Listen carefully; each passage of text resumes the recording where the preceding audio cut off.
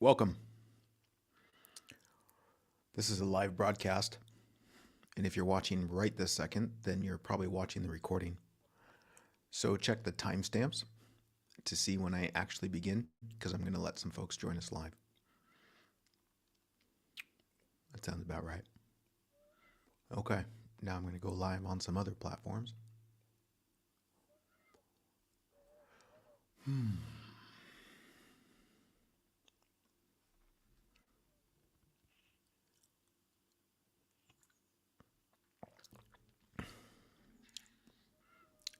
Good morning.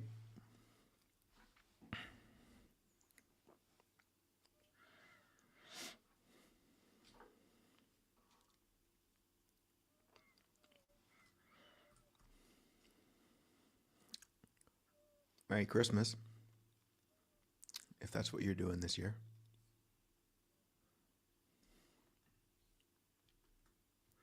I'm going to hang out and let some more people join us live.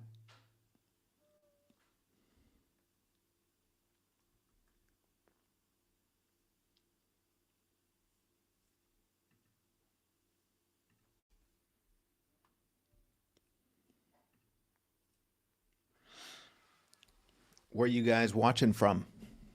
I don't imagine there's a whole lot of people here from the USA,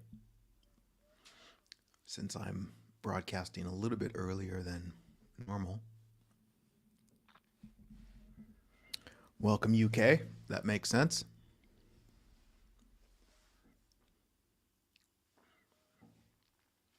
Ha ha ha. Deb from New York, she made it. Evie, welcome.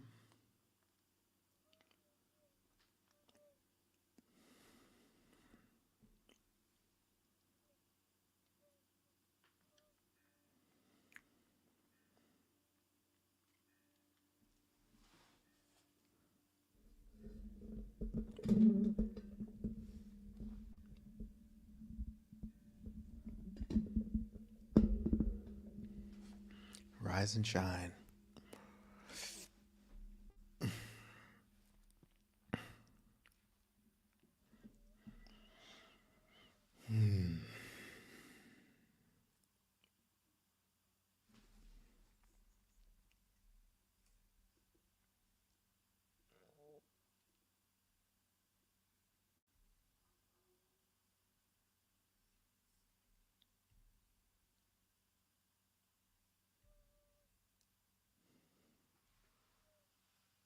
Happy Boxing Day. Welcome, Laura from Spain. Welcome, Hannah.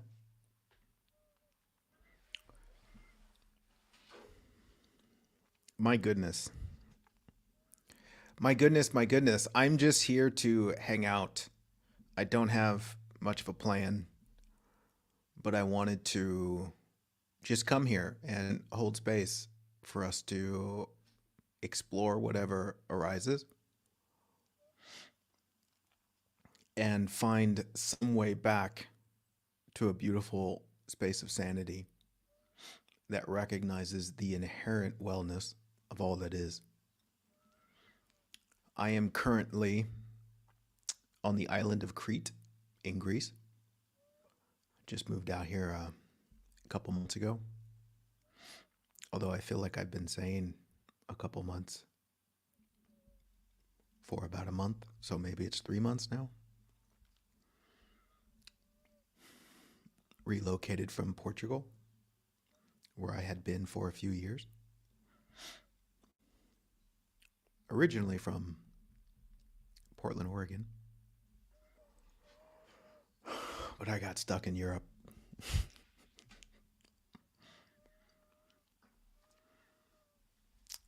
Good morning, Maureen. Welcome to the show. Okay, I guess we can officially start whatever this is.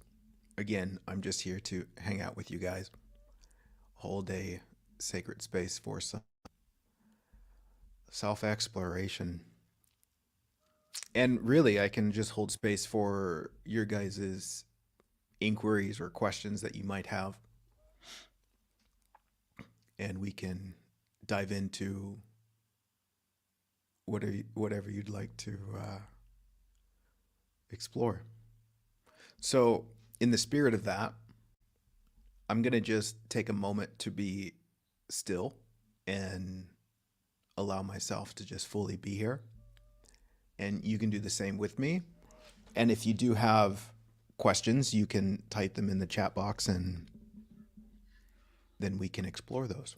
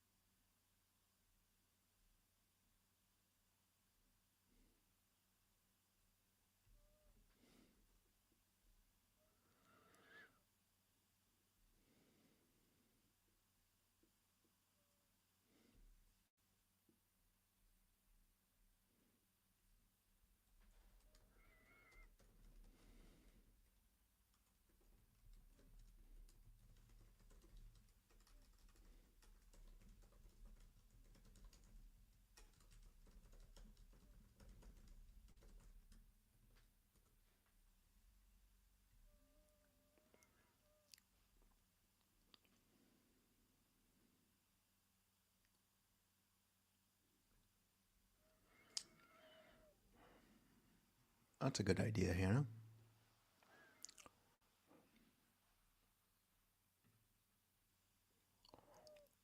Maybe you could help to guide us back to rest in the stillness of our true selves.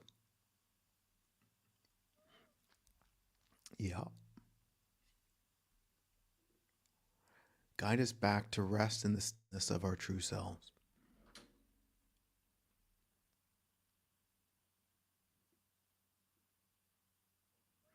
To rest in the stillness of our true selves. Can we just do that for a second? Maybe in the busyness of scrolling through social media, in the busyness of 1,000 things to do. Can we just be here right now and recognize the sweetness of what is real and true about what we are, rather than maybe unconsciously running away from all of the illusions about what we are? What does that mean to rest in the stillness of our true selves? You know, in the sweetest and maybe most direct way, it's asking the question, can we just be here? Not be here thinking our way out of here,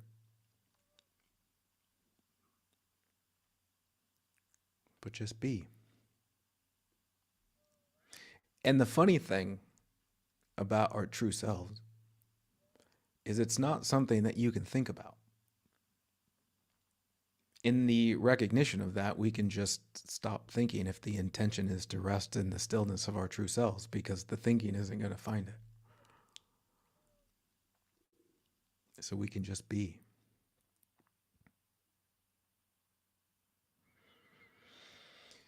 You can breathe in to the stillness of your true self. And that true self is just here.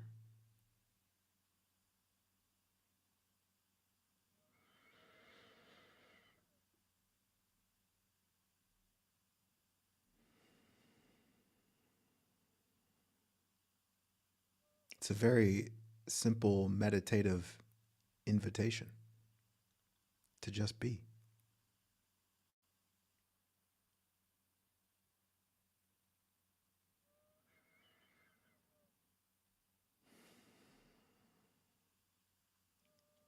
One of the doorways into the true self is to realize that everything that the mind says, it's not that.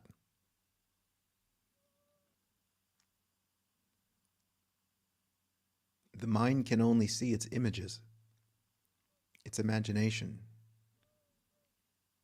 And the truth of what you are is not imaginary. And so we can set aside all of the thinking just for a moment.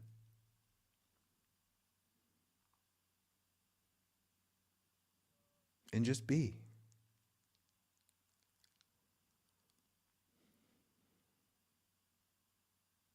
Can you just connect with me here in that space? Just be.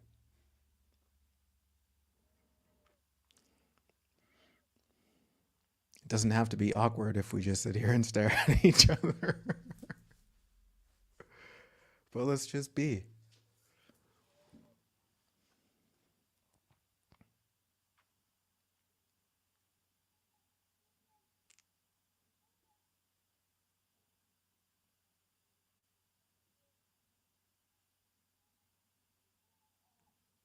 And maybe honor the silliness of it all. And I'm right there with you in all of that silliness.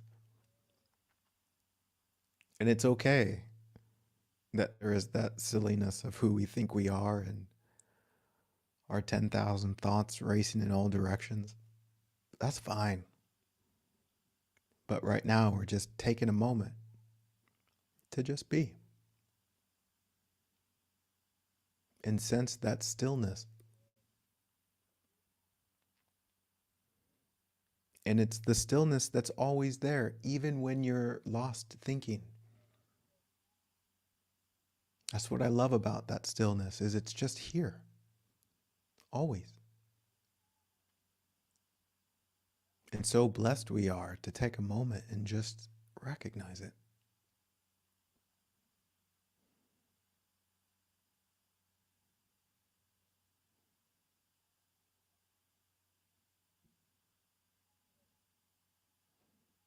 And then when you forget about that stillness, you go on a great adventure into the noisiness of the mind. And that's fine too. It's fine because the stillness never actually leaves. In the same way that when you fall asleep at night, it's fine that you dream whatever you dream because you're fine. It doesn't matter what you dream. The reality of what you are is still here, whole and complete, untouched by the dream. And you see, that's the stillness I'm talking about, that no matter what you think, no matter what you dream, you're still here, the truth of what you are, untouched by it all.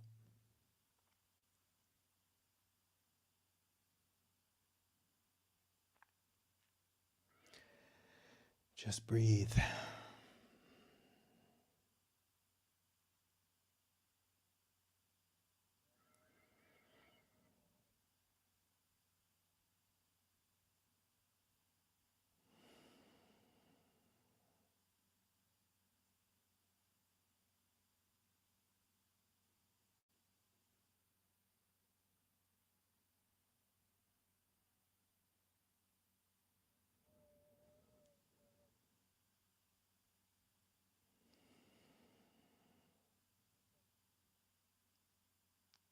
With each breath, you can just allow the release of whatever anxiety might be there, into whatever degree that you can. You're just inviting more stillness. You don't have to reach the ultimate stillness. Just invite a little more stillness.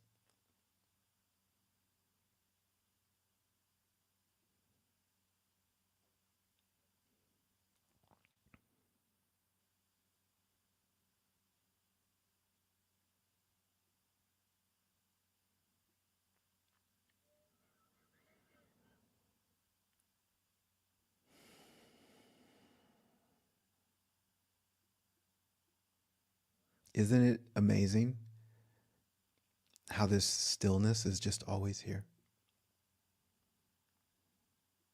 The same stillness. It's like you can remember the same stillness when you were a child. Just this presence that's been unchanged the whole time. And simply on top of that presence, there's just been new stories, new patterns of thinking,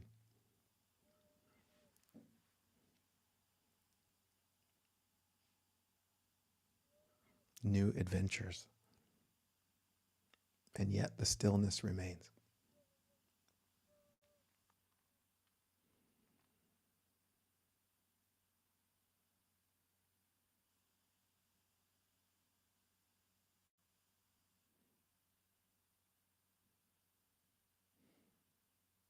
All right. Are you a little bit more relaxed? For me, what always helps is just recognizing the humor in it all. How lost I can get. How captured I can become by the mind's content, thinking that what I'm thinking is really happening. And then to say, oh, it got me. I thought it was real. Oh my goodness. Thanks for sharing that moment with me.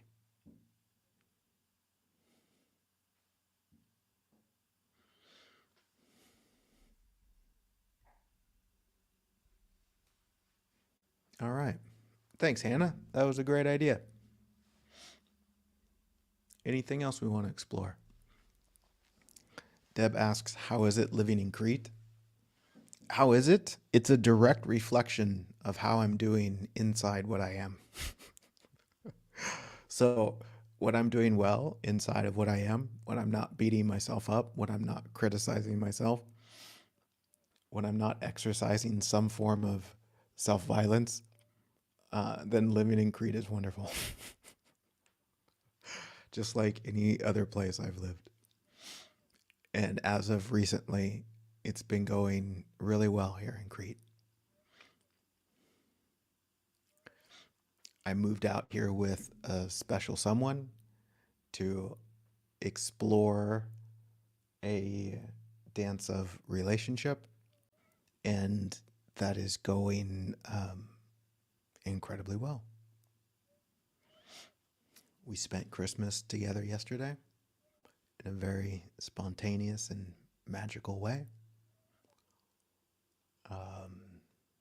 And it was just so sweet. So sweet.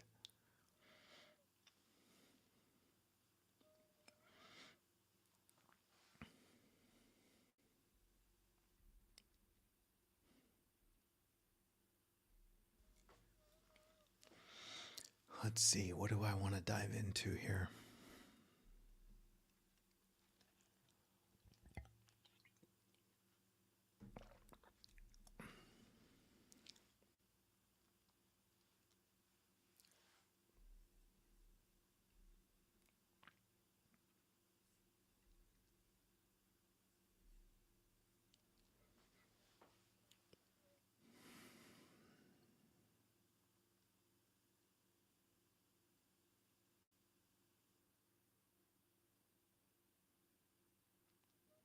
You know, I could speak to some of the questions I got about my course, 30 Days of Conscious Living. I love seeing people's questions as they journey through the daily content. And sometimes, man, that content can really trigger people, but in a beautiful way, because it just really challenges our assumptions, our whole worldview that we think is our worldview, but we've just been told. But particularly something about this play of guilt and how we are convinced that guilt is a real thing, not recognizing that in the most innocent way, it's just a social construct. It's something that seems real and attempts to help us make sense of experience. But what I'm inviting people to see is that for guilt to exist, there has to be a separation that's real. You can't have guilt without separation. For the thing that you deem as guilty, it implies that it's operating outside of the wholeness of all that is. And one of the illustrations that I use, which I feel is a very gentle illustration that helps us look at this outside of the scope of the human experience. And then if we can see it in this example, then maybe it can begin to make its way into our human experience. And that example relates to lightning. You know, actually, I watched a movie last night called Pompeii, and it was an action-packed romance, and it was illustrating the disaster of the volcano eruption Pompeii. I think it was 79 AD, where this volcano erupted and it completely wiped out an entire city in such a destructive and perceivably violent way.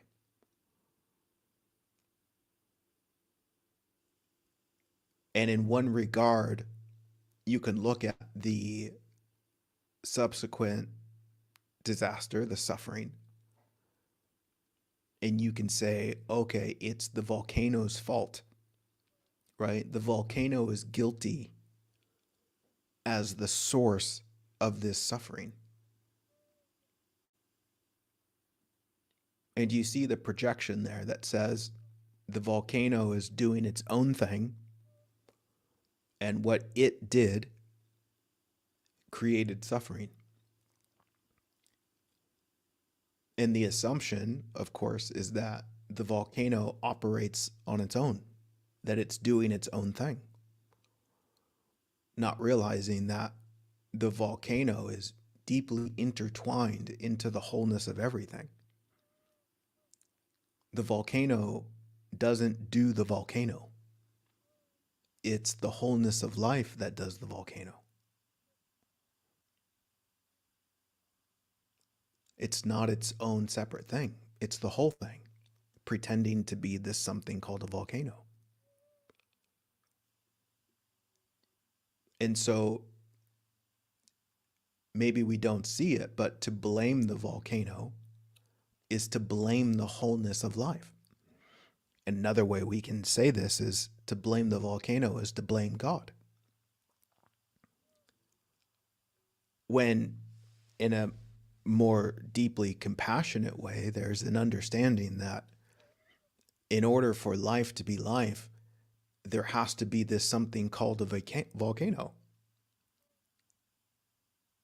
There has to be this something called a volcano. It is, and I'm just making this up, but it is some point of release for tension, a required tension in the shifting about of Earth's structure.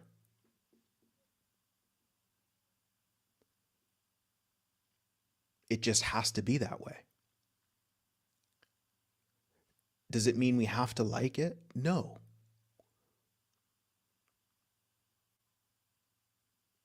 But what's the reality? The reality is that for life to be life, the volcano must be free to be a volcano. And further than that, the volcano isn't doing the volcano. And so in this, the volcano isn't guilty for the volcano. In fact, there's nothing real in life called a volcano. What is real is that one aspect of life, one aspect of the whole, acts as that something that we call a volcano. But it's life that's doing it.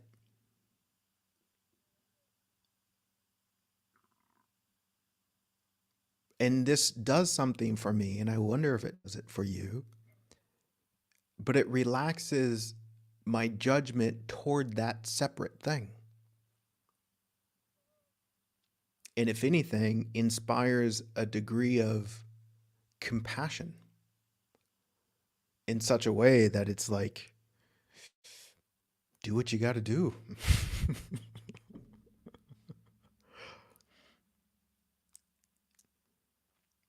And I may not understand it, right? Like I might not understand the intricate details or the science of why the volcano has to be the volcano. But what I do understand is that everything that is has to be in order for life to be life. And so I step aside from the assumption that thinks I know how things should be in order for life to be life, because so easily I can say, oh, if only there weren't these things called volcanoes, then I could be at peace. Then I could be happy, which completely misses the point that without this something called volcanoes, there's no life. It doesn't work anymore. Just as important it is that the stars are the stars in order to maintain the balance of the cosmos that allows this moment on Earth to be this moment, there must also be the expression of what we call volcanoes. It has to be that way. Sure, again, I can argue with it, but what am I arguing with? The divine organization that keeps it all together, as if I know how it should be? Because that's the truth, isn't it? I don't really know. I don't know that it shouldn't be this way.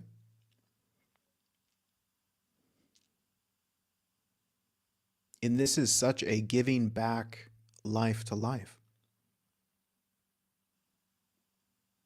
This is recognizing the sacredness in all of it.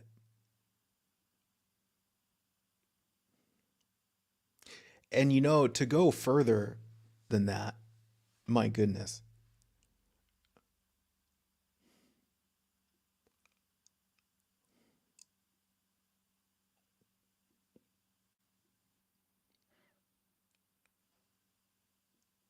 What I recognize in my experience, and again, understand, I'm only talking about what I see here.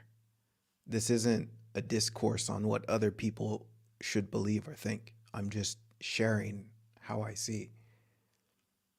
But for me, the sufferable agitation about what happens on earth or in life is intensified by my belief in a concept we call death.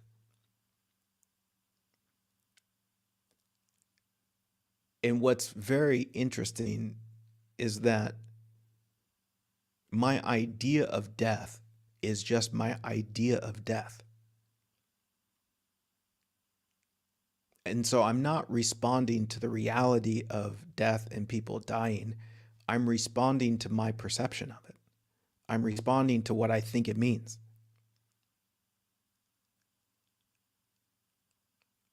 And if I step back from my projection, again, it comes back to I don't really know. But when I look at nature, then the play of what we might call death is required in such a way that it is a cycle of birth and death that allows the whole thing to be the whole thing. And we could go even further and say, maybe nothing actually dies. The reality of what it is doesn't actually die. There's just a transformation that takes place. In the silly way of when I cut my hair off like I did this morning, we could say that's a part of me that I cut off and it dies, but do I really die? No. What I am remains.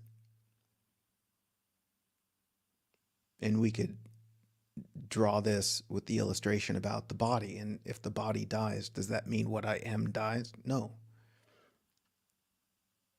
It's just a transformation. It's a change. And so in the example of Pompeii, am I responding to thousands of people dying, or am I responding to thousands of people dying in the way of what I think dying means? That they lost something. I don't know that. You see, the question here is, what am I responding to? Am I responding to the reality of the unknown? The reality of the divine symphony? Or am I responding to my projections, my stories, that place impossible expectations and demands on reality that couldn't possibly be true? Now, in the world, this isn't popular, understandably. There's a lot of people that believe in death. There's a lot of people that believe death is wrong, that death shouldn't be, that life would be so much better if we didn't die, and yada, yada, yada. And so when you talk about such things, it touches on people's identification with their beliefs about these things, which is often why there's not really much to say. People are allowed to see how they see.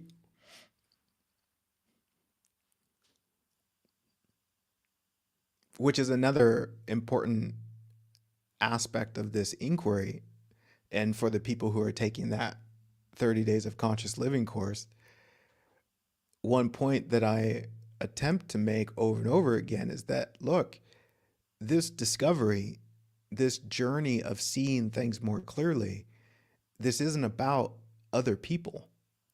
This isn't about what other people should think, how other people should see. This is a deeply sincere investigation into the I am, into the one that is perceiving, and that's just you, right? You thinking about what other people are thinking about is just you thinking about what you think other people are thinking about. And even more than that, it's who you think other people are, which isn't really what they are.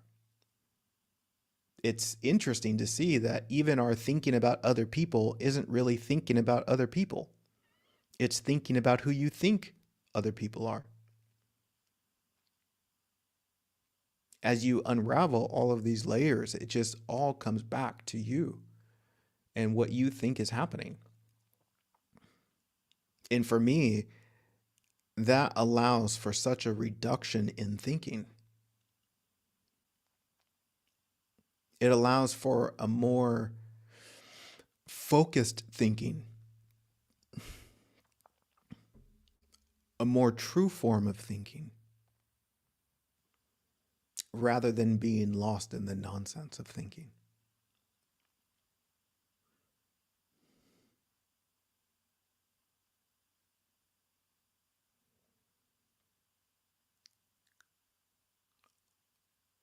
All right. Valerie says, I like the phrase you just used, self-violence.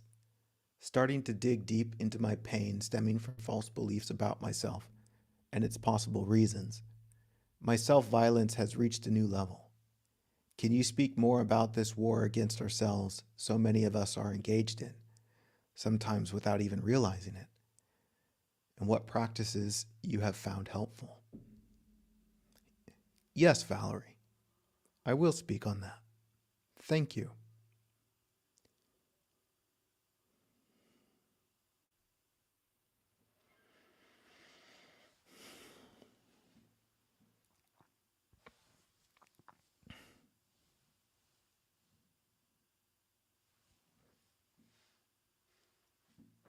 Self-violence. My goodness.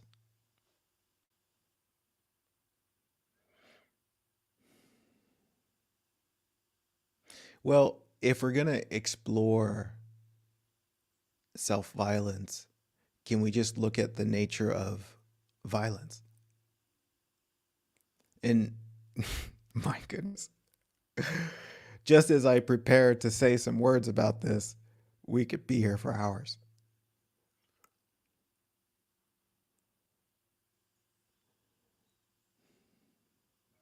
You know, traditionally, we look at violence as an outward act that causes direct harm to another human being. And of course, this harm can be expressed in 10,000 different ways. And we can also see that there are different degrees to this harm. Whether it's to say something that's unkind, to tear somebody down with our words, to the point of ending someone's experience on this planet. And you see these degrees, right? Speaking ill of someone can be described as violent. Taking someone's life can be described as violence. And everything in between. And I would suggest that it goes even further and more deep than just the things we say about people. And that is in how we see people.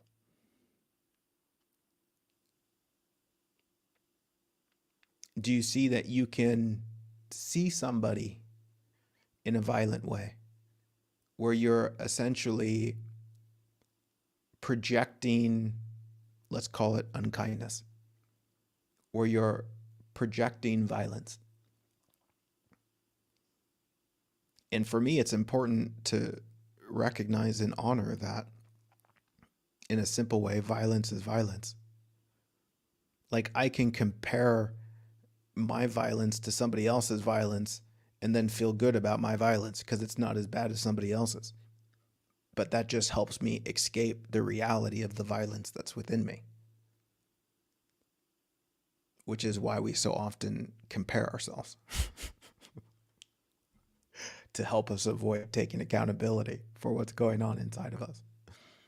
Well, at least I'm not as bad as that guy.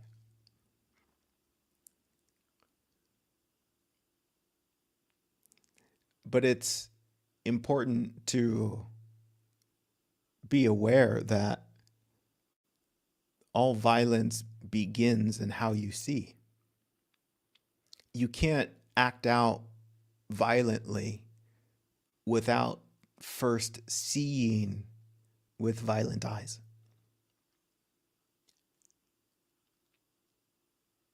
That's important to see, because if we're wanting to heal acts of violence, those forms of violence that display themselves on the surface, the invitation is to work backwards towards the root, which is to uncover the ways that we see violently. Because if one is no longer seeing violently, then it's impossible to act out violently, which is quite beautiful, because when somebody is acting out violently, it's obvious that they're seeing in violent ways, which points toward the confusion, points towards the misunderstanding. And we can address that misunderstanding rather than just trying to control the end result, right? It's very similar to punishing someone for their actions rather than seeking to understand how that action even came to be. And the more you uncover why that action came to be, it makes perfect sense why that action came to be. There was an innocent misunderstanding, which, to go further, we could say wasn't even their fault. So to explore the root of violence, my conclusion on this stems back to the perception of separation. To see yourself as separate from the whole is the beginning of violence.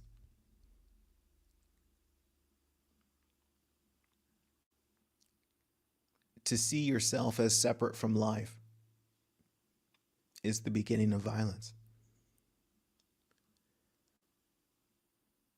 And furthermore,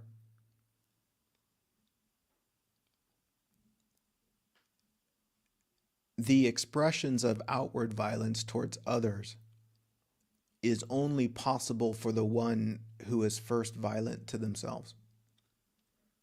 So much to say that you cannot be violent to others without first being violent to yourself. And so if there is outward violence, it is a reflection of an inner violence. And it traces itself back to a perception that sees yourself as separate, which is the first violence. And it's fun to explore how, when you see yourself as separate from the whole, how many different ways that can express itself in your self-perception. Like if you look at all of the unkind ways that you see yourself, you can see that that's only possible because you see yourself as separate from the whole, which is to not see yourself clearly, right? It's not to see the truth of what you are. It's to identify with the character that you've created in your mind. That is a character that's separate from all the other characters you imagine. And that just comes with a whole host of problems and difficulties. Most notably, to see yourself as separate from the whole implies that you have to struggle to survive, right? Like the whole isn't there to take care of you. Like you're on your own. And that introduces quite a bit of fear. And in that fear, to take care of yourself, you then have to take from others, which again gives rise to that outward violence.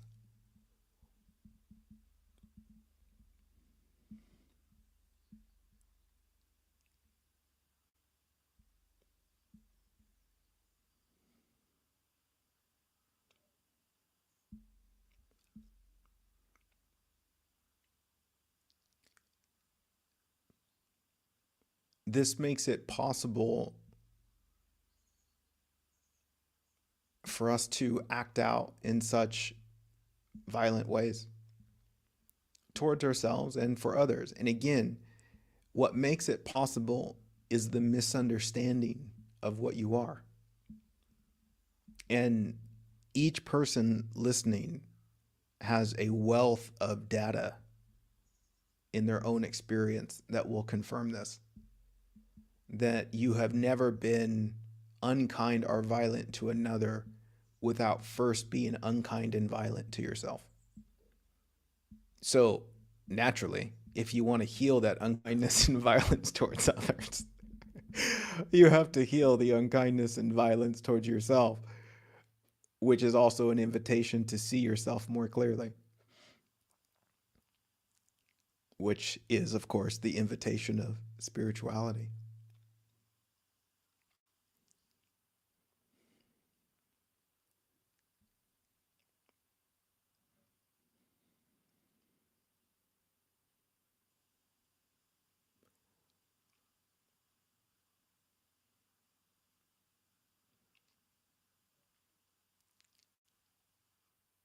How does this contribute to the war that we often experience? A war of self violence. Well, it's a perpetual cycle that feeds itself.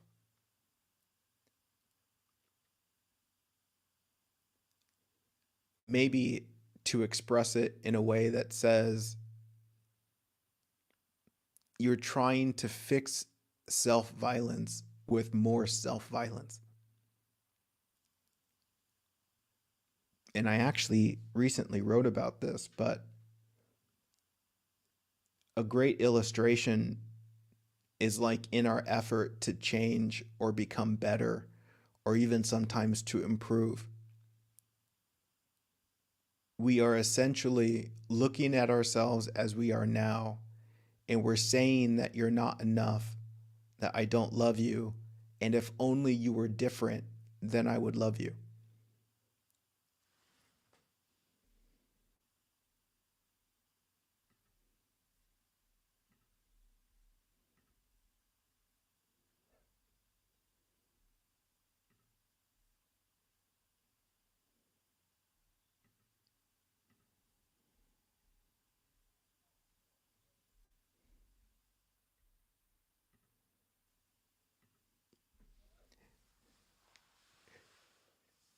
Now, as helpful as that might seem, right? Like, clearly, I don't like myself. So, dear self, if you change, then I will like you. Can you see the violence in that?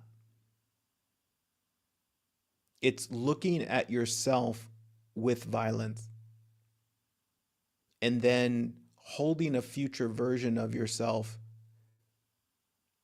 in the mind that holds your current self hostage.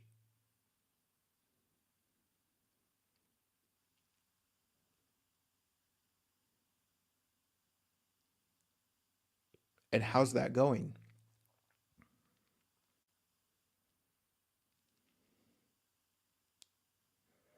I play that game too. It's not fun.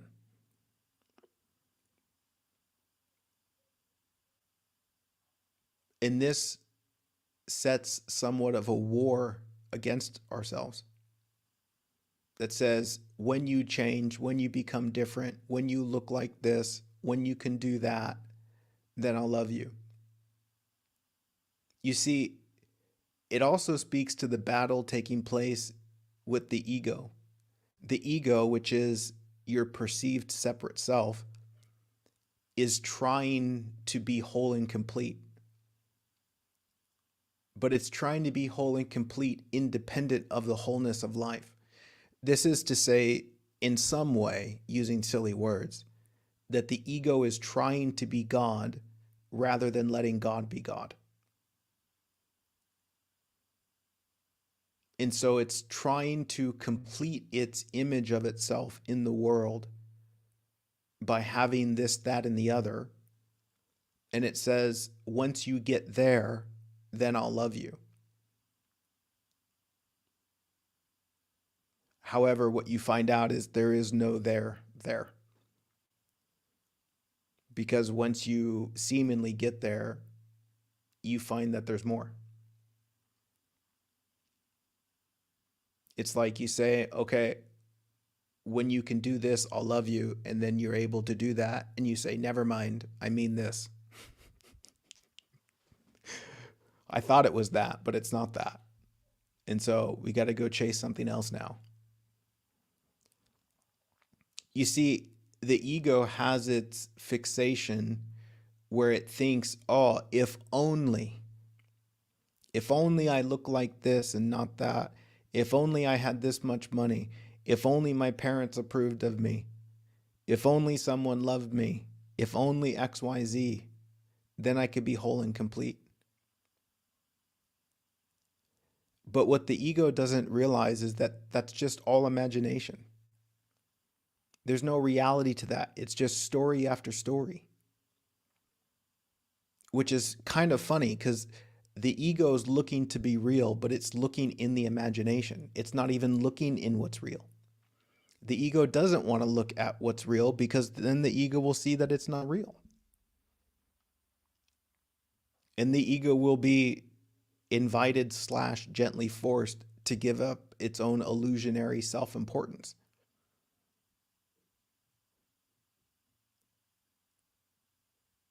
And so the alternate approach here, the more gentle approach, I guess, in a fast forward kind of way, is to love yourself as you are, which is to put an end to the self-violence and just let yourself be as you are right now. And maybe see the beauty in how you are right now, even in your adorable humanness that gets lost and confused. Maybe that's just part of it. Because again, here's the profound pointer.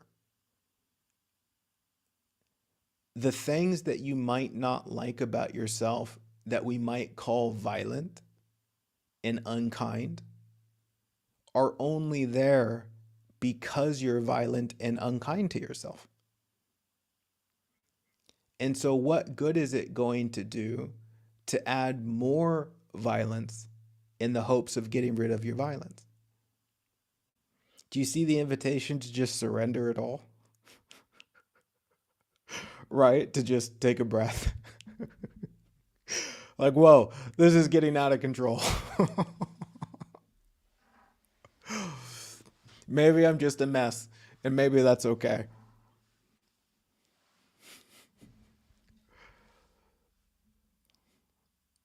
There's a real beauty to it, right? There's a beauty to the self-violence. There's a beauty to getting lost. And the answer is not more self-violence.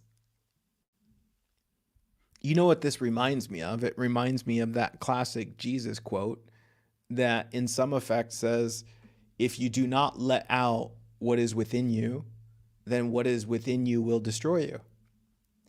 And if you do let out what is within you, then what is within you will save you.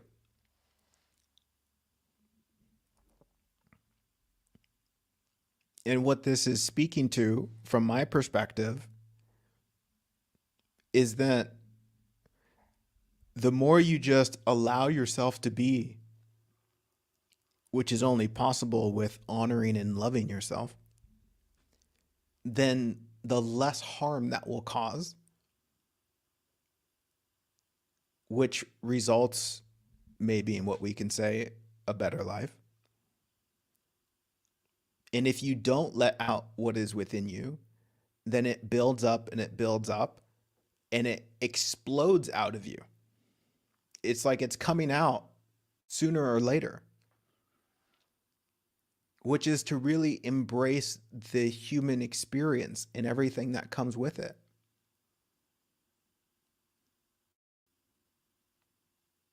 And this is such an important point because there can be such a tendency to want to pretend to be spiritual and not just let the human be the human. Right? Like in our spiritual exploration, we can create all of these expectations of how we should be when that's not the point. The point of the spiritual inquiry is to see more of what's true, which is also like saying to see with less judgment, which only allows what is to be what is. The spiritual foundation of all is well, if recognized, would result in a relaxation that just allows yourself to be. And that's where the healing emerges, when we can just allow ourselves to be. But it's scary for the ego because then the ego has to give up control in an effort to get what it wants, right? If the ego has its idea that says, oh, if only you are like ABC, then I can love you. And what spirituality is saying, I love you now. And that's scary for the ego, because the ego says, no, no, no, no, you can't love me yet. I'm not there. I haven't reached that version. I don't look like this or that. So you can't love me yet. And life just says, well, I love you now. I don't care if you're like this or like that. I just love you now. Because life, or we could say God, recognizes that the only way that you're going to realistically improve, which is a further embodiment of expressing more love, only comes by way of seeing the love that you are now. And so there's the invitation to surrender the expectation for who you think you should be and stop beating yourself up with it, and just love yourself now, and then let yourself flow into that expression if that's what's meant to be. But again, this is damn near impossible to do if you're convinced that there's a more lovable version of you, which again is to say that you don't see yourself clearly right now. Because if you saw yourself clearly right now, in the same way that if you saw life clearly, you'd fall in love with life. Right? When you see the immensity of life's beauty, the interconnectedness of all things, the depth and delight of the miracle we're swimming in, you fall in love with it, regardless of the chaos and the noise, regardless of trees falling over. It just has to be that way in order for the miracle to be the miracle. And the miracle is so extraordinary and divine that when you see the whole thing, you say, my God, you're beautiful. And it's the same thing when you see the truth of what you are. You know what this reminds me of? This reminds me of that woman in my life that I love so deeply.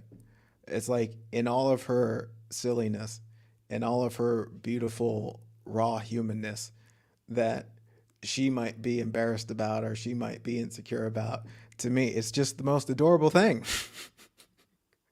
Right? It's like, I don't want her to be this photoshopped image of something. I want her to be her. And when I see the wholeness of her, like seeing the wholeness of life, it's the most beautiful thing.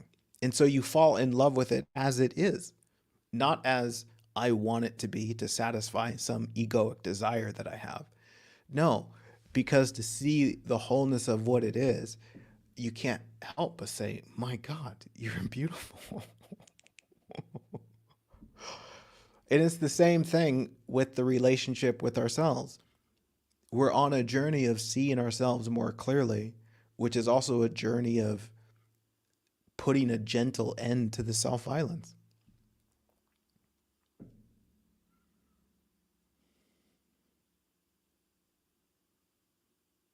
And I understand that it can be complicated. It can be confusing. It can seem intense. I get all that, and I'm not saying that it shouldn't be. It's just part of it. In one way, it's like you came here to this dimensional experience to forget yourself so that you could go on a journey of rediscovering yourself. And so everything in between is fine. It's part of the process. And it's not going to be a straight line.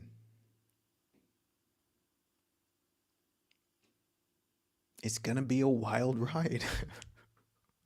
That is for sure. Okay. Angela says, I find it hard to see how we fit into natural order as we choose what we do. But the volcano is not choosing, but we are. So it feels unnatural against the natural order. Well, that's an interesting point being made, Angela, that we choose. Because, in one way we can say, yes, it looks like we choose.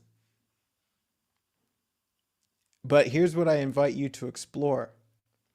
Am I really choosing, or am I telling a story that I'm choosing? You can also look at it in the way of conditioning, right? Like, look at your conditioning. Is that conditioning your conditioning? Like, did you do that conditioning?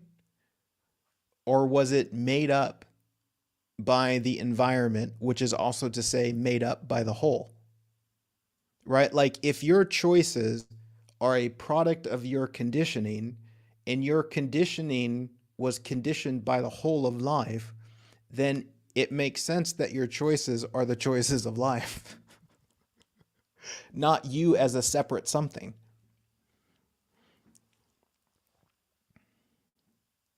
Right? You see how, and even further than this, comically, we say I chose, but who is this I that chose? Because what we're saying is who I think I am as this separate something made X choice. But this separate something that you are, this idea of you, doesn't exist in reality. And so it's an imaginary character taking credit for what it thinks is a choice. This person that we think we are can't actually choose, because the person that we think we are is a product of our imagination. It can tell a story of choosing, and it can believe that story, right? Like, I can say, okay, me, this character, Tiger, chose to do this video today. Right now, if I step back and look at the whole thing, it's more accurate to say this shit just happened. Right? It was the unfolding of all that is that I do this video. And furthermore, the character of Tiger, what is that other than an idea? Can an idea make a choice in reality? No, but can we tell a story about it? Yeah. And just like with the example of the volcano, you can say, sure, the volcano didn't make a choice, but can you project a choice onto the volcano? Can you tell a story that says the volcano chose to do that and then blame the volcano? Yeah. When lightning strikes the tree, can you project a story of guilt that says lightning chose to do that? I mean, it could have struck a different tree, couldn't it? That seems reasonable. Why did it have to strike my tree? It chose to do that. Now, did lightning choose that, or did life choose that? Did the whole choose that? Just like when somebody else makes a perceived action, did they really do that action, or was it an expression of the whole? In the same way that I can project responsibility onto another person who I think is separate from the whole, I can do the same to myself. And again, even when you project an action from somebody else, or when you project responsibility of an action onto somebody else, you're projecting it onto your idea of that person. So you're essentially creating a character for them as a separate something, and you're saying my character of them did something in life. No, your character of them didn't do anything. Your character of them doesn't exist in reality. And so when you say they, or even when you say Tiger's talking right now, your idea of Tiger is not talking right now.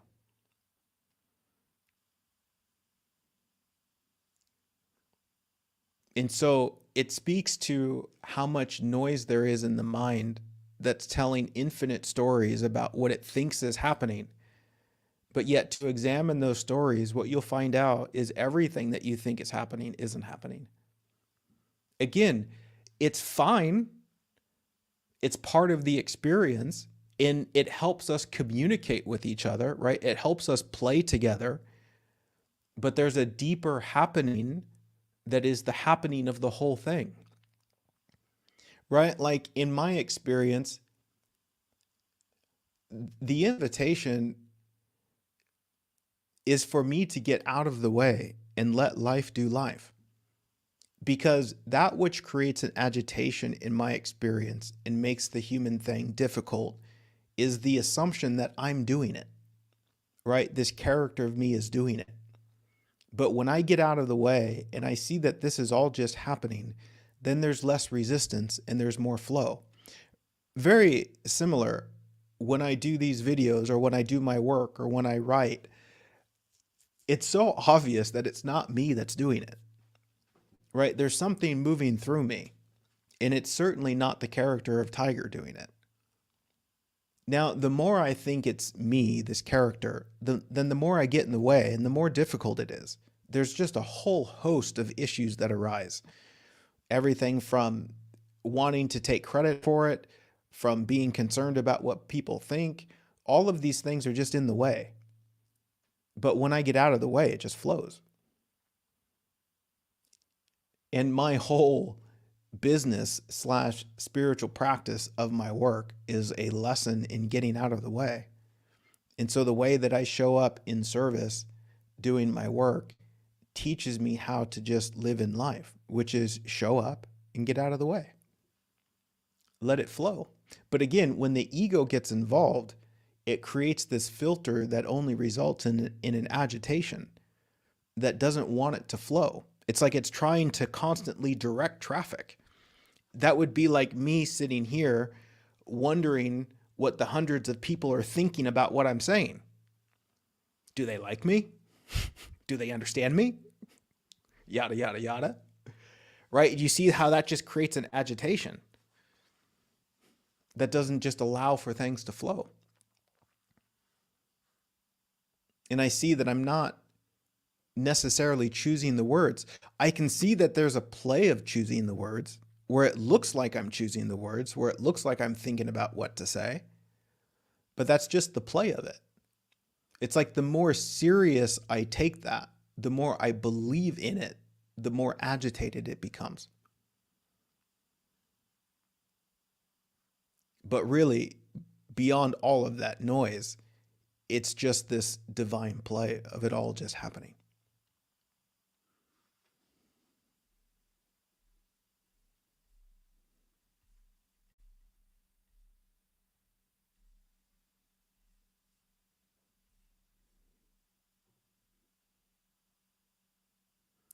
Merry Christmas, Sven, if you're still there.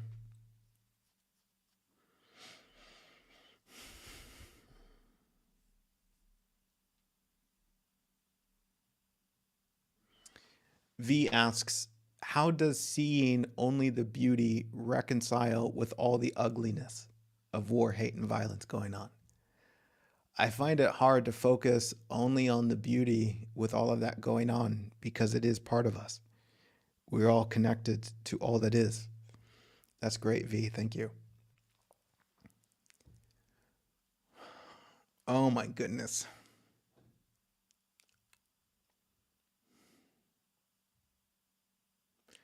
In some way, this is like saying, how do I reconcile all of the separation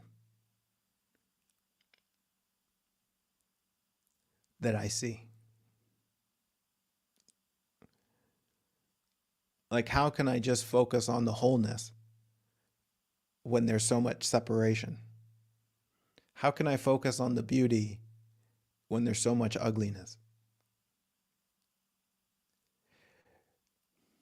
And I'm making assumptions about what I assume you're saying.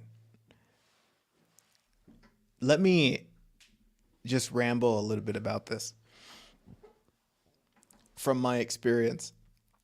You know, something that I've recognized time and time again is that what I perceive to be ugly is only my perception of ugly. Just because I perceive something as ugly doesn't mean that's what it is. such as I'm looking out the window here of my front door and there's a tree with crooked branches. I can perceive that tree as ugly because it's got crooked branches, but that doesn't mean it's ugly. Now, if I perceive it as ugly, then I feel ugly. Right? Do you see that? I feel the perception that I give. But that doesn't mean it is the perception that I give. And so as I look out into the world and I perceive ugly, does that mean it's really ugly? Or is that just how I'm seeing it?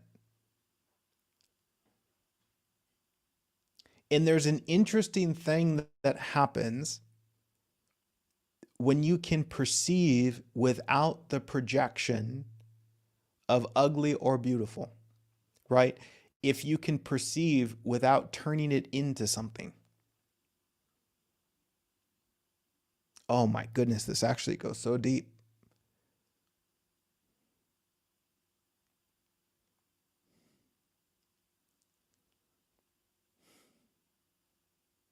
And maybe we'll fast forward here, but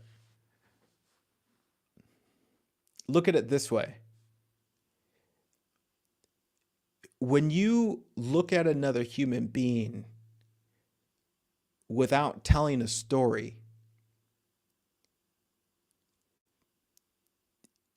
you are infinitely more inclined to see beauty than you are ugliness. Because the perception of ugliness, I'm saying this loosely, but the perception of ugliness requires judgment. And in the absence of judgment, you're more inclined to end up at a beautiful result, even if that beauty is communicated as compassion.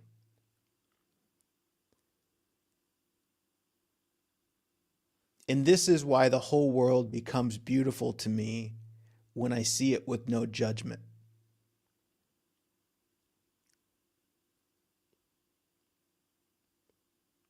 Is that what arises is compassion. And you see what happens when you feel compassion. It's a beautiful feeling, right? So I might see something that is unsightly or might smell bad, but to see it without judgment, there's a compassion.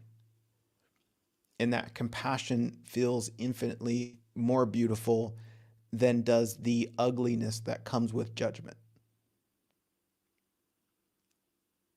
Because the question here is, okay, these things that I see, what is it really?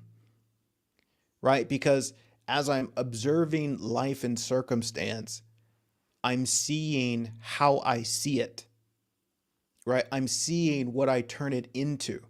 The confusion is to believe that the way that I see it is the way that it is, right? Filtered through my filter, my conditioning, my judgments. But when I look past all that noise and see it without giving it a name, I see that it's part of everything. I see that it's not its own thing. It's not separate. And so when I'm looking at the tree, I'm looking at life. When I'm looking at the flowers, I'm also looking at the stars. It all goes together, which is also to say I'm looking at myself. That one goes deep too.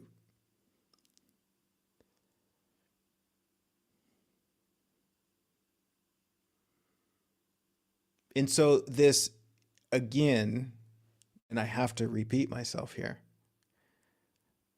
this is not an expectation about how one should see, right? We're not hearing these things and saying, oh, okay, well, I should see things as beautiful. No. We're just taking a step back and asking what's really true. Because as you see more of what's really true, the natural byproduct is to see less judgment. When you see more of what's true, the natural byproduct is to see less fear. And where there is less fear, there's more love, right? We're not trying to see with more love. We're just seeing more of what's true, and love is the natural byproduct. So we're not trying to look out at life and see things as beautiful. We're questioning our assumptions. We're questioning what we think is true and realizing that, oh, maybe it's not really true.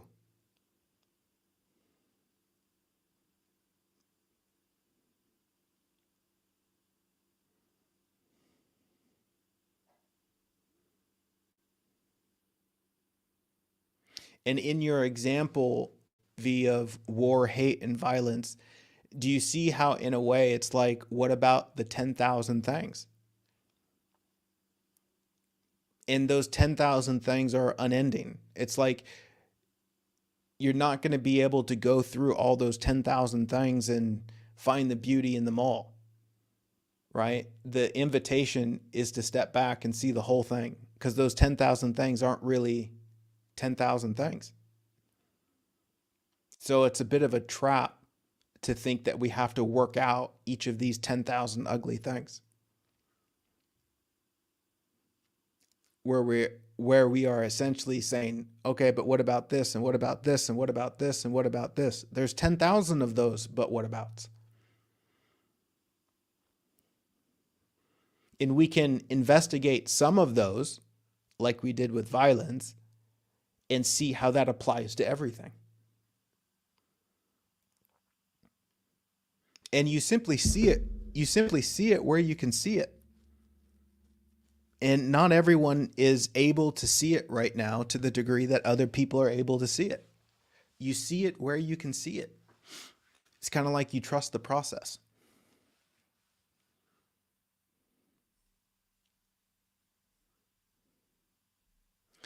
All right, lovelies. My hour is up. What's next on the schedule today? Oh, I've got to run into town and do a bit of shopping, providing the stores are open. I'm excited to find out. I appreciate you taking the time to hang out with me. In my playful, imaginary apologies if I didn't get to your question. Wasn't meant to be. I do invite you to check out that course, though, 30 Days of Conscious Living. If you enjoy what I'm talking about here, then you'll definitely enjoy that course. It's 30 days of a 15-minute lesson that takes you through a process of seeing yourself, others in life more clearly. Other than that, if you enjoy this, if you enjoy hanging out with me, I invite you to tell other people who might also enjoy it. As I'm doing what I'm doing in running this little business of sharing my heart with the world, it's helpful that if you share it and other people find it. I appreciate the donations that you guys sent in. That is helpful and welcomed. When will I be back? Probably next Tuesday. But, I've just enjoyed this so much, just this casual hanging out and seeing what we dive into. Your guys' questions are such an inspiration for me. It ignites a curiosity. It gives me something to reflect on and share. And I appreciate that we can do that together. Okay. Till next time. Aloha and cheers to the beauty that you already are.